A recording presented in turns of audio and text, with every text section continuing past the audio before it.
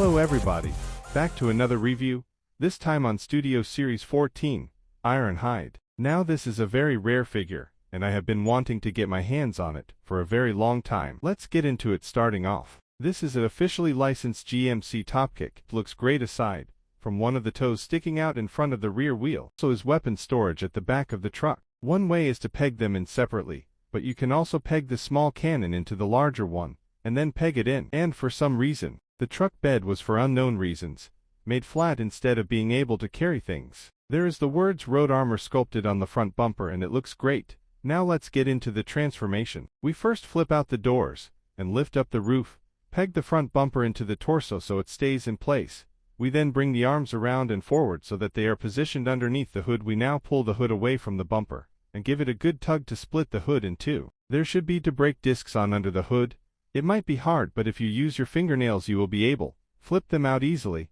Then peg the chest piece onto the neck piece, and angle the hood so that part of it is under the chest piece. We now should be able to bring the arms all the way to the front. Then we fold in the doors by using the hinge joints, fold in the windscreen and shift the roof upward so it sits there nicely. We now fold in the off-road wheels under the feet, and rotate the rear fenders along with the feet. Do the same for both sides. Now we can take the cannons from earlier, and peg them onto the arms. There should be a shape so it just sits above the windows on the arms. Now let's take a look at the robot mode itself. The head sculpt is amazing, even replicating the scar on his forehead. The level of detail is simply insane. Whoops, the camera is out of focus. Now back to the toy. This Ironhide probably has the best chest, as it holds together so well that it just seems like it's never coming off. The brake discs are amazing detail. The wheels on the bottom of the feet just feel a bit loose, but it doesn't matter much. The back kibble is handled so well, no excess parts hanging off. Removing the cannons. Let's get into the articulation. The head can move side to side and can spin left and right, but it can't really look up or down much. The arms can hinge all the way top to back because of the transformation joint.